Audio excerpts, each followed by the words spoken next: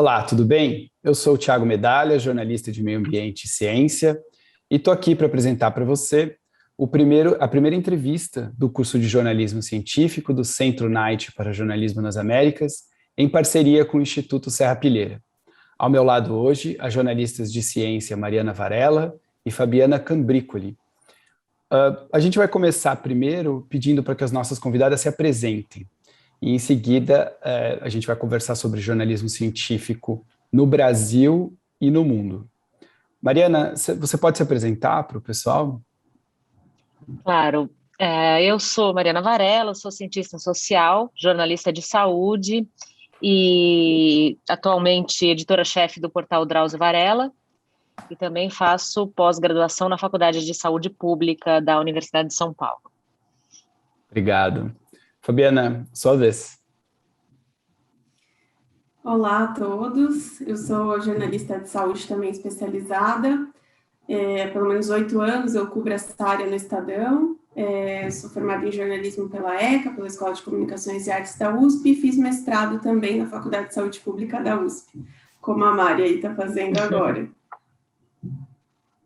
Maravilha, obrigado. Eu acho que a primeira pergunta, eu começo pela Mariana, mas a Fabiana fica à vontade para responder também. A primeira pergunta é um pouco geral. Jornalismo científico, onde é que esse caminho se diferencia do jornalismo convencional na sua visão, Mariana? Olha, Thiago, primeiro eu acho importante dizer que o jornalismo científico está ganhando uma força muito grande agora, né, com a pandemia. A gente tem visto isso muito, tem observado com bastante isso. Inclusive um pouco de confusão com os divulgadores científicos, né, com o pessoal que faz divulgação científica e que não é jornalista.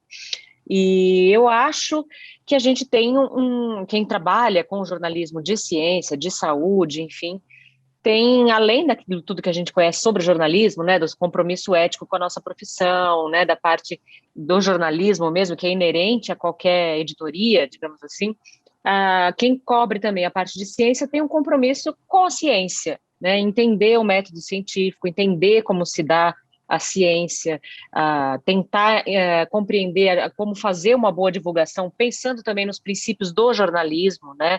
Eu acho que é aí que a gente difere um pouco do trabalho do divulgador científico, que não tem essa preocupação, né, e esse olhar do jornalista, né? Ele é mais preocupado em divulgar dados, que é um trabalho super importante, mas é diferente um tanto do nosso, embora tenha também aí alguma congruência. Então, eu acho que a gente pode pegar por aí, que o jornalista científico, além do compromisso com o jornalismo e de seguir, né, a ética jornalística, o nosso dever com o jornalismo, também tem que ter esse compromisso com a ciência, com o saber científico, com o método científico, e entender como se dá, né, a ciência, como ela opera.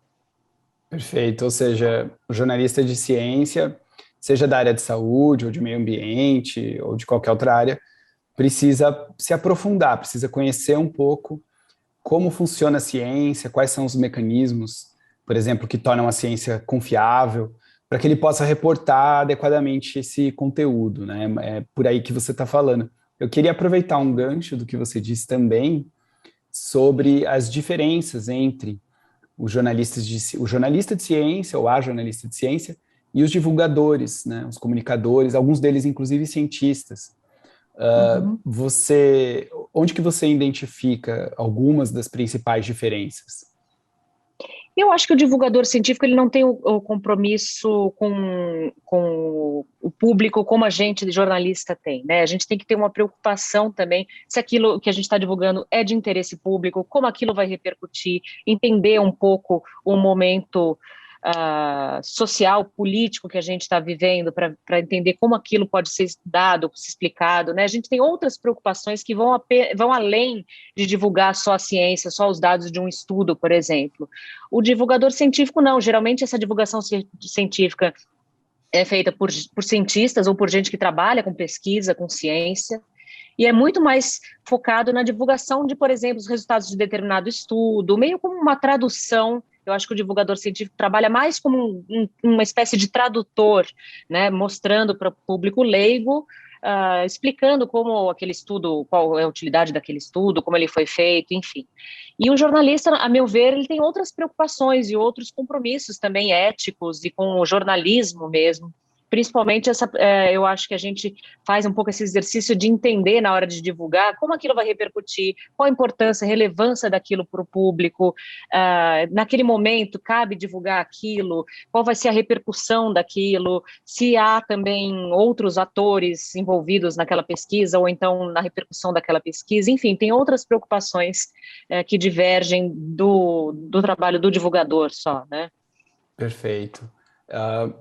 Eu acho que dá para a gente dizer que o jornalista de ciência, assim como o jornalista em geral, deveria ter, em princípio, o interesse público muito presente no seu dia a dia, né? Não se trata apenas de divulgar dados e informações baseadas em ciência, mas também de ter como prioridade na sua cobertura, no seu trabalho, o interesse público por trás daquele determinado assunto, né? Então, eu concordo com você, vai além da tradução.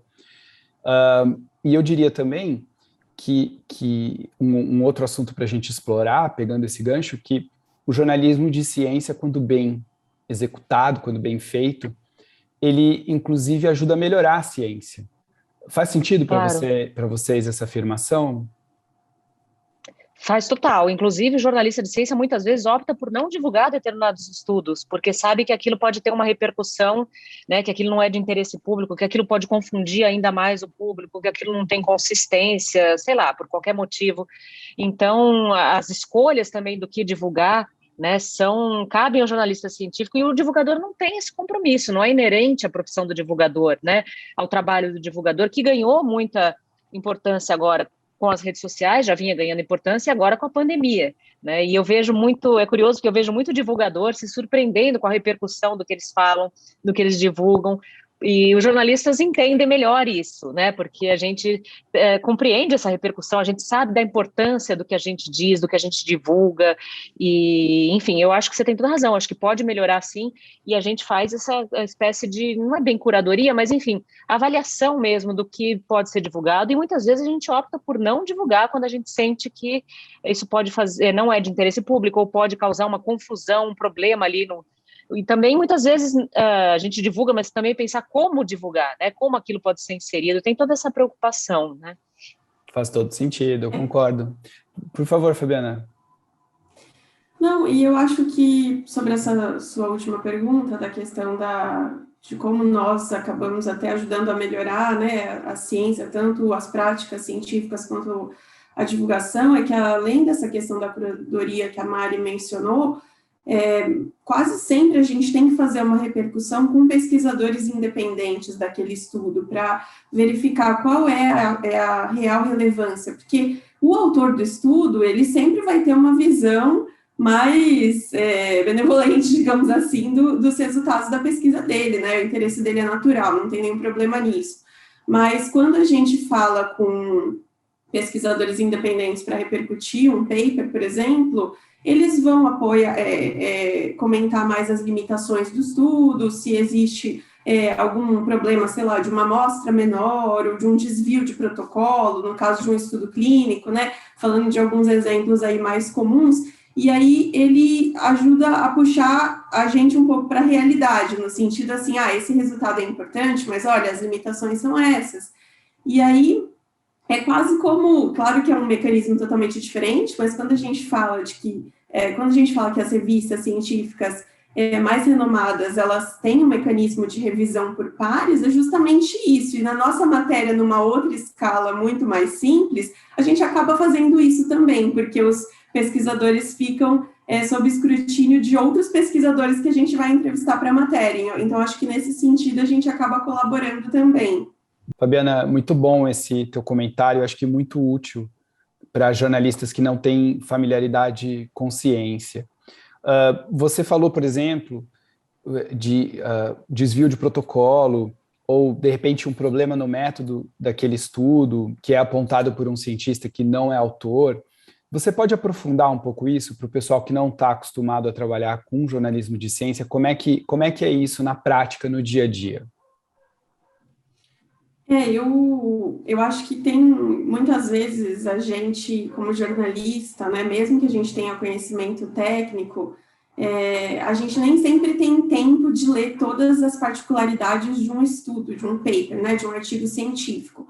Mas eu costumo falar assim, que mais importante que o resumo, lá o abstract, que você vai ler os resultados, as conclusões, é você ver a metodologia e as limitações do estudo. Na metodologia que você vai descobrir, por exemplo, se a gente estiver falando de um estudo clínico para testar um novo medicamento ou vacina, é lá que a gente vai saber qual foi o tamanho da amostra, ou seja, o número de voluntários, se foi um estudo randomizado, ou seja, se eles foram divididos aleatoriamente em dois grupos, um grupo que ia receber a intervenção experimental, o outro que ia ser o grupo controle, que a gente chama, né, que é o que não ia receber nada para a gente conseguir comparar o resultado daquele produto em teste, e outras questões das limitações, os próprios pesquisadores, eles precisam descrever essas limitações também no artigo, né? Então, o que seriam essas limitações que você me perguntou? O desvio de protocolo. Eu tenho um exemplo que acho que é bem compreensível para todo mundo que está acompanhando o noticiário da pandemia. Teve um estudo que foi feito até por pesquisadores brasileiros, um estudo bem sério que saiu no New England Journal of Medicine, que é um dos principais periódicos médicos, né? E era sobre cloroquina, o uso de cloroquina em pacientes com Covid. E aí, nas limitações, falava, olha, os pacientes foram separados em dois grupos, o grupo controle que não recebeu a medicação e o grupo que recebeu a medicação, mas a gente não tem como ter certeza absoluta do cumprimento do protocolo, porque o uso da cloroquina estava tão disseminado na sociedade, inclusive com gente tomando por conta própria, sem receita, que tinha paciente que chegava no hospital e tinha tomado cloroquina nos dias anteriores. Então, assim, eles não conseguiam garantir que o protocolo que eles desenharam estava sendo cumprido integralmente, porque antes do paciente chegar no hospital, ele podia ter tomado por conta própria. Então, isso é considerado um desvio de protocolo, mas vejam que não tem nenhum problema, assim, científico, não é uma falha do pesquisador, são condições que nem sempre a pesquisa consegue controlar, porque as pessoas vivem em sociedade, tomam suas decisões, né? Então, outro exemplo que a gente vê muito comum também nessa polêmica dos remédios aí para COVID, que é o tipo de estudo, né? O estudo randomizado versus o estudo observacional. Não sei se vocês vão explicar um pouco sobre isso, Thiago, no curso, mas assim, a gente pode até falar sobre isso, mas não sei se eu vou estar sendo muito específica. Mas a gente precisa observar, por exemplo, o tipo de estudo quando a gente fala da relevância daquele resultado. E aí tem pesquisadores mal intencionados que pegam um estudo observacional que não tem tanta confiabilidade e precisão nos seus resultados e usam aquilo para falar que o medicamento funciona. Então, é por isso que eu digo que a metodologia é tão importante quanto observar os resultados, quanto ler os resultados no paper, porque é a partir dela que a gente vai saber qual é o peso daquele resultado, se ele é confiável, se ele é representativo. Então, todas essas coisas têm muito a ver com o que a Mariana falou na primeira pergunta. A gente precisa ter um nível de conhecimento, assim, do método científico muito profundo para não cair em armadilha na cobertura desses papers. Perfeito, são pontos muito importantes que você destaca. Eu acho que a gente pode, tem muitos caminhos aqui que a gente poderia explorar, né? E dá vontade de falar sobre todos, mas acho que um importante para quem está acompanhando o curso é sobre a formação do jornalista de ciência, né?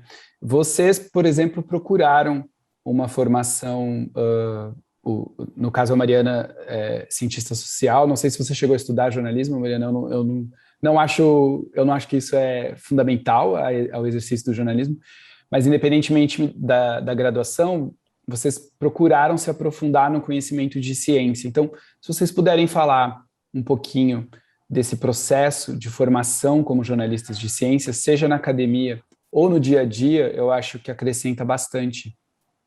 Mariana, você poderia começar?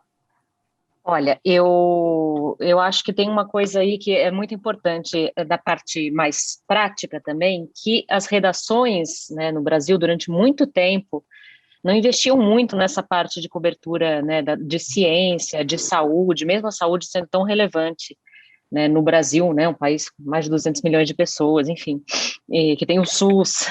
Então, mesmo assim, não havia assim tanto interesse, até porque formar um profissional mais técnico leva tempo. Então, você precisa de um investimento também, né? Você tem um profissional mais técnico, precisa fazer cursos, precisa ter anos de prática para ficar realmente preparado para aquilo. Então, as redações tinham um pouco de dificuldade, eu acho, de entender a importância disso e de investir. Isso tem mudado, né? A gente vê agora não só os grandes veículos de comunicação, mas outros veículos também entendendo que é importante você ter profissionais que cubram mais as áreas técnicas, né? Por exemplo, se a gente for pensar de cabeça quantos jornalistas a gente conhece, assim, de nome, que estão na televisão, que cobrem economia e política, por exemplo, não se compara com os jornalistas que cobrem ciência, saúde, né? Tem muito mais gente cobrindo essas outras áreas que também são super importantes.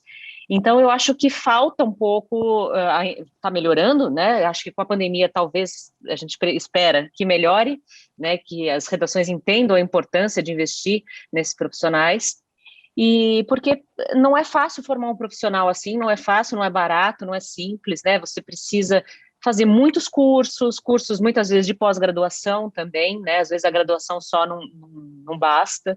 Fazer cursos também fora da pós-graduação, da graduação, enfim, cursos como esse que vocês estão fazendo aqui, é muito importante, né, investir na formação dessas áreas, mas que são bastante técnicas também, muitas vezes.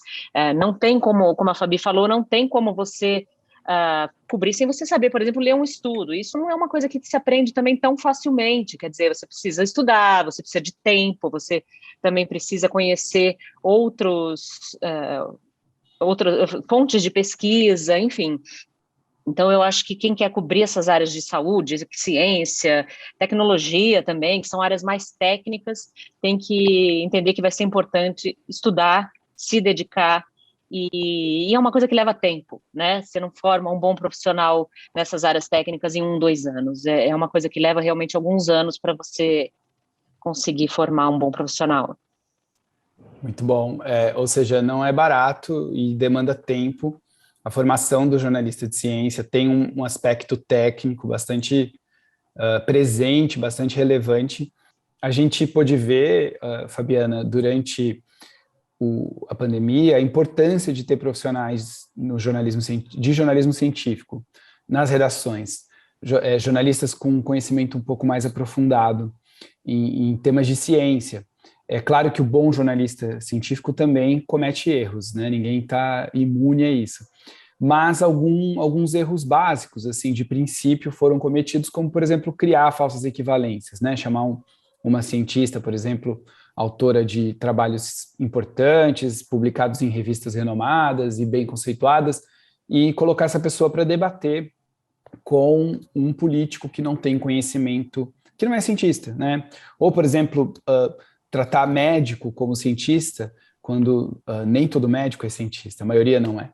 Então, esse tipo de equívoco e outros, você mencionou armadilhas na sua última fala, tem algumas dicas que você poderia, alguns alertas que você faria para quem está interessado em trabalhar com jornalismo científico?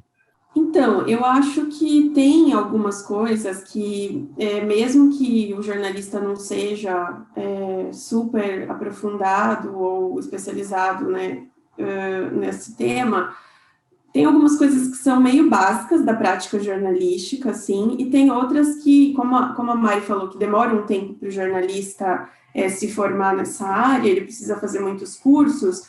Eu acho que no começo é sempre importante o jornalista que for pautado para fazer uma matéria de um estudo científico, por exemplo, ele ter a humildade para reconhecer que ele não tem a capacidade técnica de avaliar aquilo. Então, assim, e eu acho que a Mari vai concordar comigo, eu acho que nem a gente que tem anos de experiência nessa área, muitas vezes a gente também não tem confiança para interpretar um estudo no sentido assim, de saber, isso é muito importante, a gente tem que dar logo, pode ser uma armadilha, e a gente vai falar com os especialistas daquela área. Então, imagina para uma pessoa que não tem vivência nenhuma no jornalismo científico, ele já vai chegar sem saber, por exemplo, que tem estudos que saem em revistas científicas que não têm relevância, não são confiáveis, né? Tem um termo que a gente usa, que são as revistas predatórias, que são revistas científicas que muitas vezes falam que tem revisão por pares, mas essa revisão ela é feita de uma forma totalmente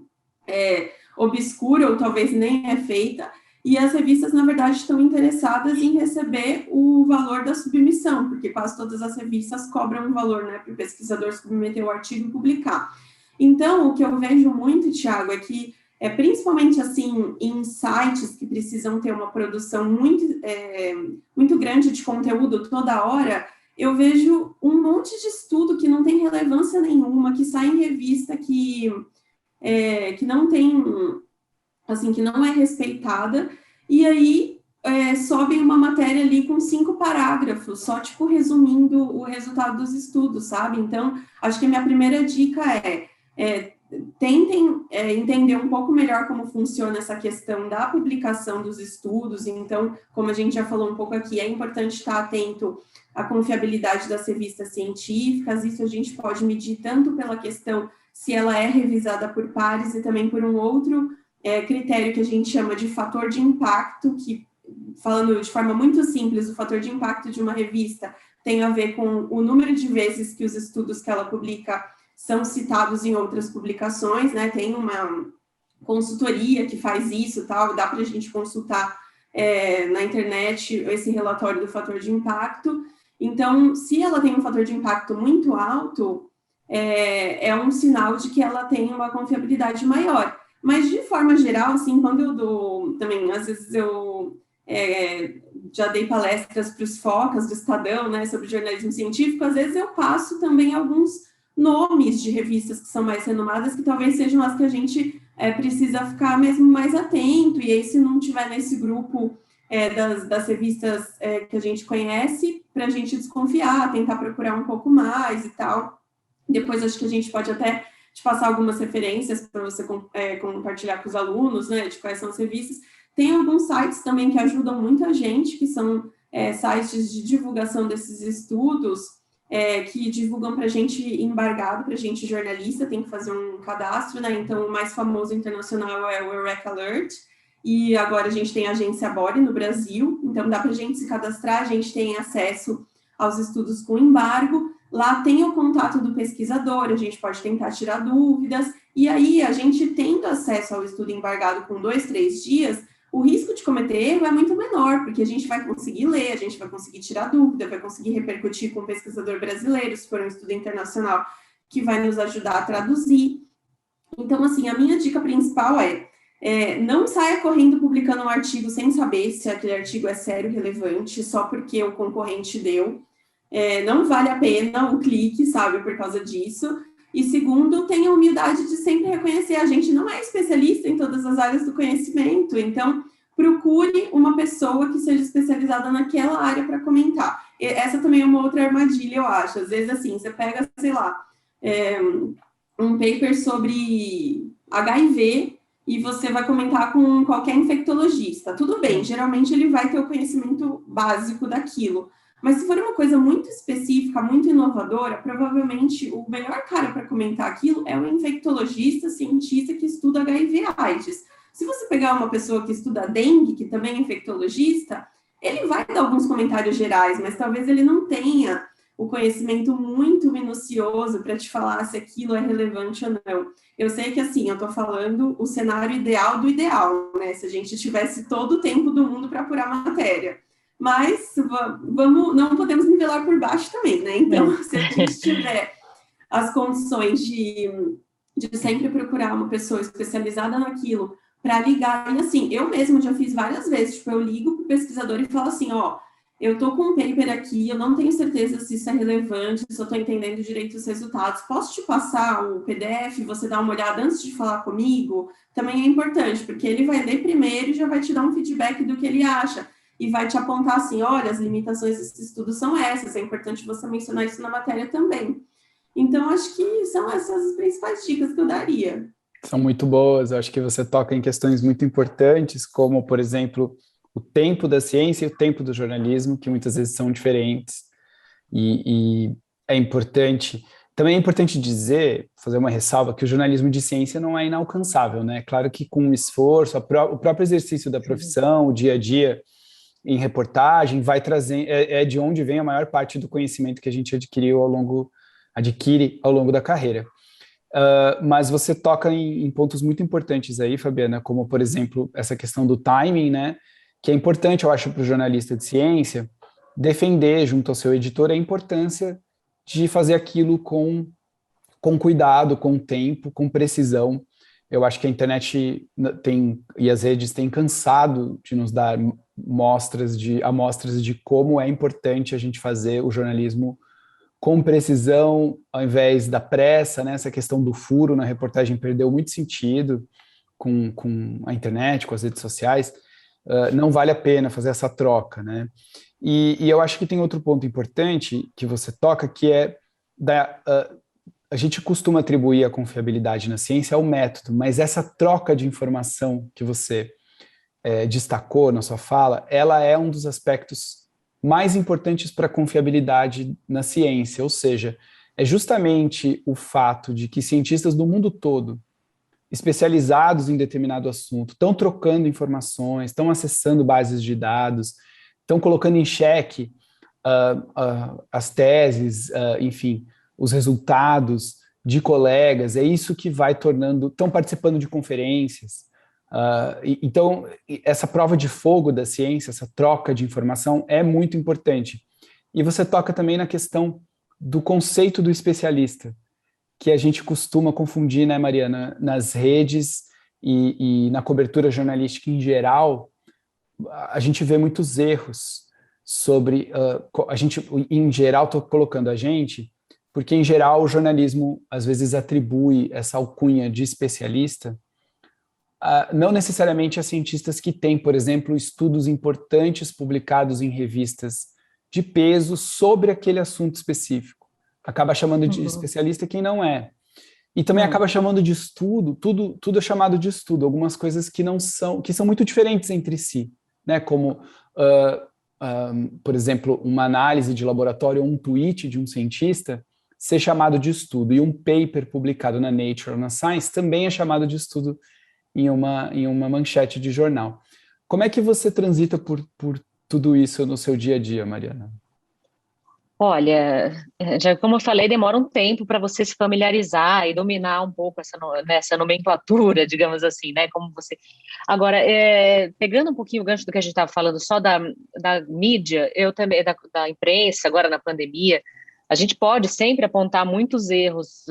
Aliás, a gente faz isso o tempo todo, né? A gente gosta de ficar, não, isso aqui tá analisando o trabalho uns dos outros, enfim. Mas eu também acho que a gente tem que reconhecer também o trabalho que a imprensa brasileira está fazendo nessa pandemia, sabe? Porque eu brinco que eu fico fazendo esse exercício, que é como se eu tivesse que acordar um dia e me jogasse numa redação e falasse, agora você tem que cobrir economia.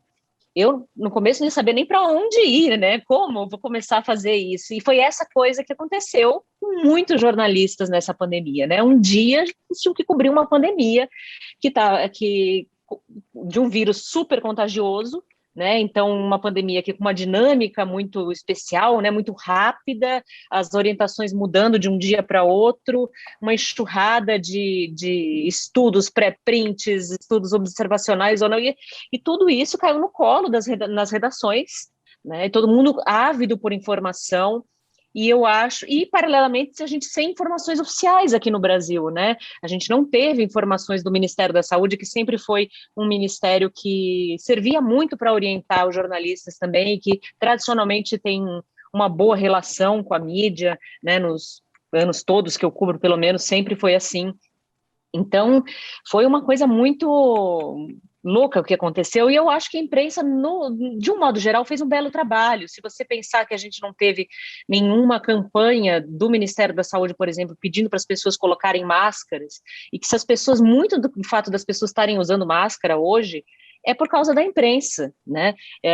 Não só, obviamente, tem o trabalho também de vários divulgadores nas redes, enfim, mas a imprensa fez um belo trabalho no geral. Claro que é sempre possível apontar erros e a gente tem que sempre se analisar e fazer críticas para a gente melhorar, para toda a imprensa melhorar como um todo, mas eu acho que, de um modo geral, a gente foi bem sucedida nessa empreitada aí, que foi um desafio para a imprensa do mundo todo, né? Essas discussões estão acontecendo em todos os países, não só aqui no Brasil, né? Então, eu acho que a gente se saiu no frigir dos ovos, a gente se saiu bem, assim, sabe? Acho que a gente tem mais coisa boa para apontar do que problemas, embora seja super importante a gente falar dos problemas também. Eu Eu acho que concordo. vocês concordam também, né?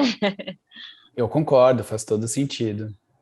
A Fabiana concorda também com essa visão do papel da Não, imprensa no total, eu caso do acho Brasil? que eu tenho esse mesmo sentimento que você falou, Mari, de que se eu fosse jogada para cobrir economia, eu vejo colegas que vieram de esportes, de economia, de cultura e do dia para a noite está tendo que falar de teste sorológico versus molecular, PCR e tal, e eu tiro super meu chapéu. Eu acho que, na verdade, essas dicas que a gente traz um pouco aqui é para o contexto mais genérico da cobertura de ciência mesmo, sabe? Porque eu acho que apontar o dedo nesse cenário da cobertura da pandemia é complicado mesmo. A gente está vivendo um cenário atípico.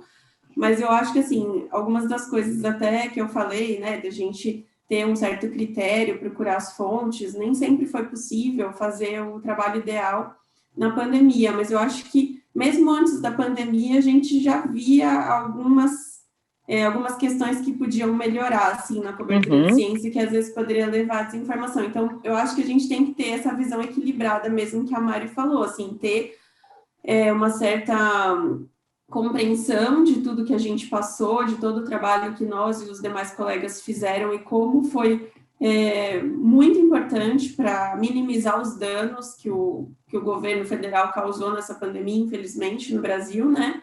Mas sempre procurando melhorar também, porque eu acho que às vezes tem e não é por mal, às vezes tem um título que é feito na correria, claro, que pode provocar um problema grande, assim, na compreensão das pessoas, na confiabilidade das vacinas, sabe? No entendimento da questão dos medicamentos, que foi outra polêmica no Brasil. E aí, quando você tem num cenário que o Ministério da Saúde e o presidente não ajudam, a gente tem que tomar o dobro de cuidado no que a gente vai divulgar, né? Então, eu concordo, sim, com a Mari. É bastante desafiador e acho que as reflexões aqui sobre os erros certamente não têm a intenção de apontar o dedo, como vocês estão destacando, claro, mas da gente refletir mesmo sobre o exercício da profissão, porque está em jogo o interesse público em questões, quando a gente está falando de ciência, em questões muito sensíveis, né, com um impacto muito grande no dia a dia, na saúde das pessoas, na vida das pessoas, no futuro do planeta, quando a gente fala de cobertura climática, por exemplo, e aí é o futuro, o nosso futuro, né, dos nossos filhos e tal. Então, as reflexões acho que são construtivas nesse sentido, mas eu concordo, há muito a enaltecer no trabalho da imprensa, e a gente vem aprendendo com os erros também, né? Uhum. Não só com os acertos. Mas aproveitando que vocês estão falando da pandemia, eu acho que seria importante a gente abordar algumas das mudanças na cobertura de ciência que a pandemia trouxe, que talvez, na perspectiva de vocês, algumas coisas vieram para ficar. Por exemplo, os pré-prints, eu acho que é importante a gente falar deles. Eles são necessariamente ruins ou não? Ou cabe ao jornalista exercer esse senso crítico? Vou começar pela Fabiana agora. O que você acha, Fabiana? Olha, eu acho que depois que a gente passar, né, o período realmente crítico da pandemia, quando a gente conseguir superar essa fase mais difícil que a gente ainda está mergulhado, infelizmente, eu acho que não vai ter a mesma frequência de publicação de matéria sobre pré-print como foi durante a pandemia, por duas razões. Primeiro, porque a gente está numa emergência de saúde pública internacional sem precedentes e que a gente espera que nas próximas décadas não se repita, né? Então, a gente tem uma urgência de divulgação do conhecimento, tanto entre os pesquisadores quanto para a população em geral, que foi feita, né? Assim, foi dada alguma flexibilização tanto pelas revistas científicas de como divulgar, alguma divulgação com menos critério, porque se viu importante que aquele conhecimento fosse difundido com o maior número de pessoas em todo o mundo, porque afinal também é um desafio enfrentado pelo mundo inteiro, diferente de outras epidemias que às vezes a gente via mais concentrada em um país ou em uma região. Então, assim, a gente tem esse cenário de ser uma situação atípica epidemiológica, né, de saúde pública, e também essa ânsia da população de ter as informações, porque isso que a Mariana falou, assim, da gente ter que lidar com um monte de coisa que a gente não sabia, os jornalistas de outras áreas caíram de paraquedas, a gente teve um desafio extra que, assim, os especialistas também não sabiam, porque era uma doença nova. Então, assim, eu lembro da primeira matéria que eu fiz de Covid, que eu entrevistei um infectologista, foi em janeiro, foi quando ainda era uma pneumonia viral, sem definição do agente etiológico, e eu me lembro muito bem dele falando assim, a OMS nem sabe ainda se transmite de humano para humano. Imagina, uma doença que começa a gente nem sabia. Então, assim, foi muito difícil. Então, feita toda essa explicação para dizer que, assim, eu acho que tem um sentido para o pré-print ter ganhado mais espaço, e eu acho que, embora a gente talvez vá prestar mais atenção neles daqui para frente, eu acho que não vai ser a mesma frequência, porque o contexto vai ser diferente. Mas um segundo ponto que eu queria trazer, que eu acho muito importante, é que, assim, o pré-print, ele não está só na mão do jornalista mais. Primeiro, com a questão dos grupos de WhatsApp, de redes sociais, de gente compartilhando, dos próprios pesquisadores mais ativos nas redes sociais, deixou de ser uma decisão, a gente não tem mais o poder da informação, e eu acho bom isso, em teoria, tá? Porque eu acho que quanto mais as pessoas estarem empoderadas da informação, isso é ótimo. O que eu acho ruim é o uso que se faz disso. Então, assim, teve várias vezes que a gente enfrentou um dilema na redação de sair um pré-print, que tem ali um resultado sobre uma vacina, sobre efetividade, tem uma amostra limitada, tal, a gente pensando se ia publicar aquilo ou não, e em 5 minutos depois já estava rolando no Zap. Então, assim, a nossa opção e a minha opinião pessoal, eu sempre defendo isso com os editores e eles costumam concordar, é que, assim, a gente não tem a opção mais de não falar sobre aquilo para abafar. Porque se a gente não falar, pessoas que querem propagar desinformação vão ocupar o nosso espaço. E aí a gente tem que ocupar o espaço com informação de qualidade. Então, falar o resultado daquele pré-print, mas fazendo todas as ressalvas, explicando o que aquilo significa.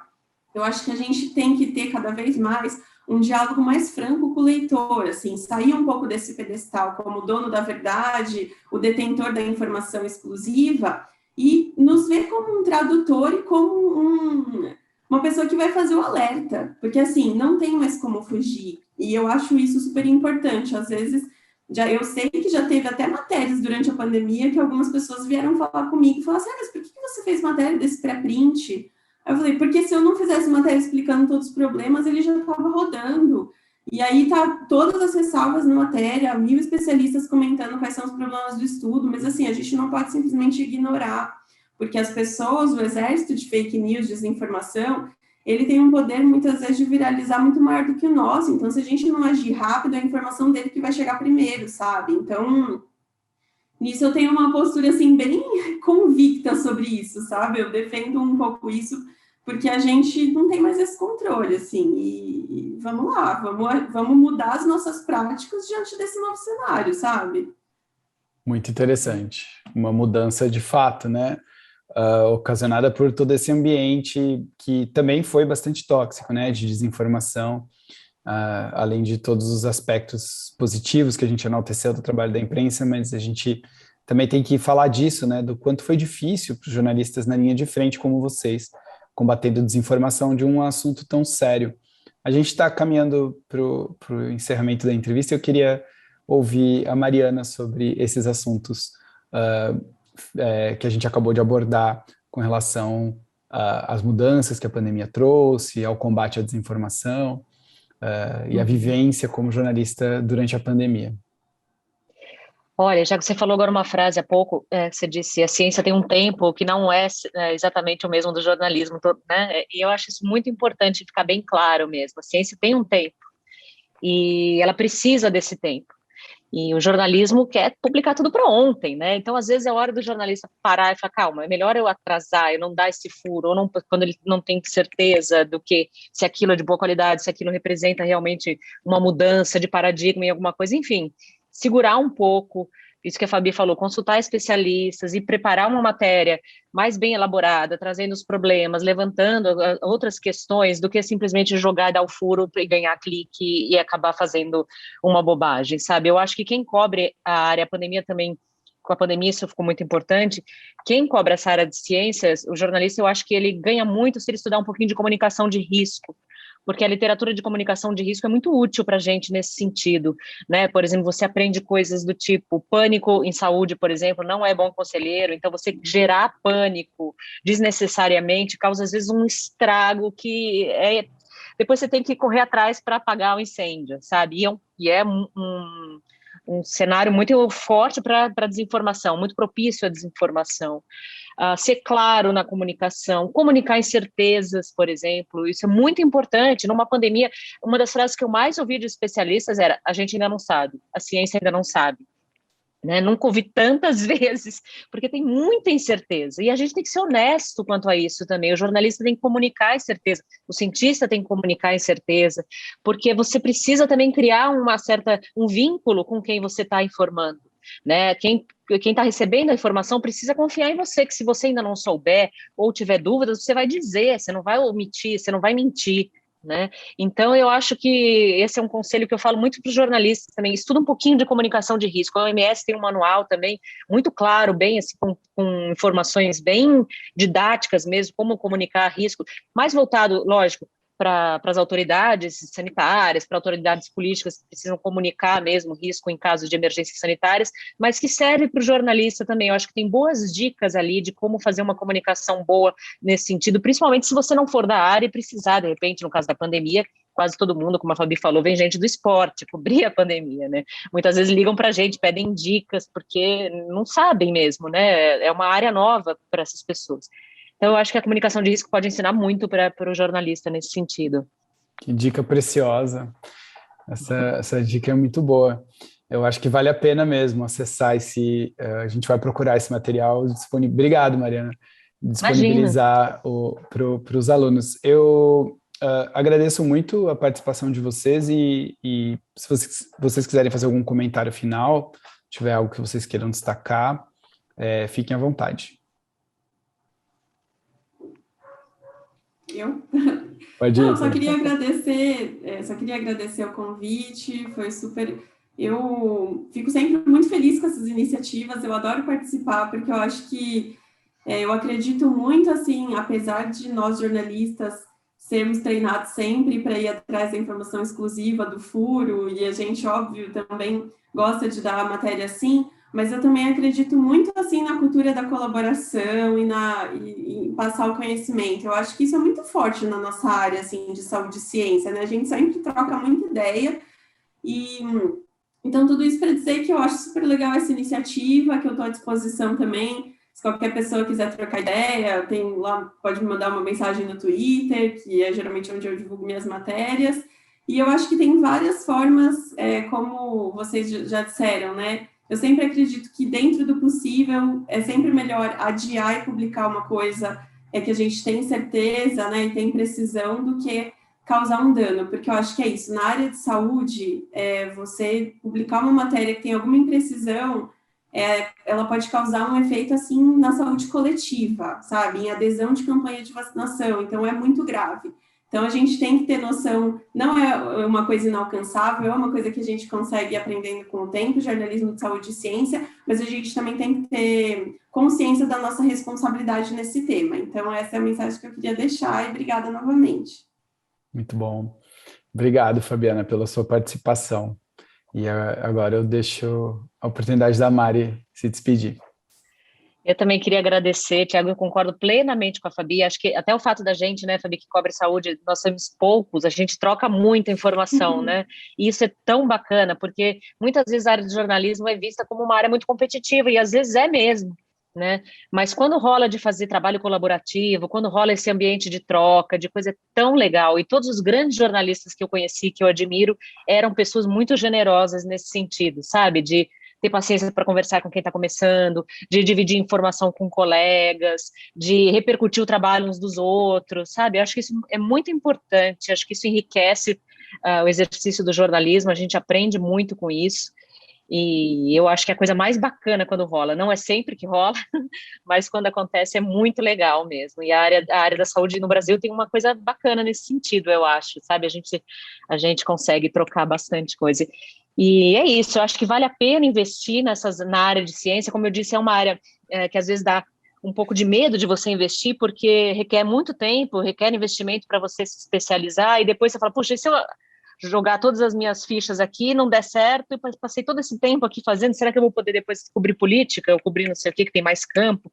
Mas eu acho que vale a pena, porque eu acho que é uma área que está melhorando no Brasil, que está ganhando reconhecimento, e que as redações vão acabar reconhecendo a importância de ter jornalistas qualificados nessas áreas de ciência, tecnologia, enfim.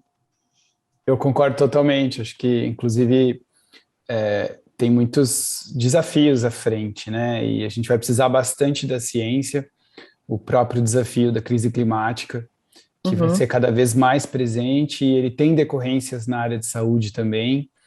A pandemia, antes de tudo, é uma crise ambiental, em essência, né? Então, todos esses aspectos estão aí. Eu concordo que a perspectiva de trabalho para o jornalista de ciência é muito boa, na minha opinião, dentro de uma profissão que vem enfrentando muitos desafios, né, estruturais, que não é uma profissão fácil, mas quem foi mordido pelo bichinho do jornalismo dificilmente consegue escapar, né? Mas eu agradeço muito a oportunidade de estar conversando com vocês e acho que a ideia do curso, a ideia do programa é justamente formar uma comunidade de jornalistas com conhecimento de ciência, com conhecimento um pouquinho aprofundado, um primeiro passo nesse sentido e trocar. Acho que é isso. A gente ganha muito quando a gente troca experiência e conhecimento. Todo o jornalismo ganha e o público, né, que é o mais importante, as pessoas ganham. Então, eu agradeço muito a participação de vocês, foi um prazer estar conversando com vocês hoje, e a gente volta a falar ali pelo chat, pelas redes sociais. Um abraço para todo mundo que nos acompanhou.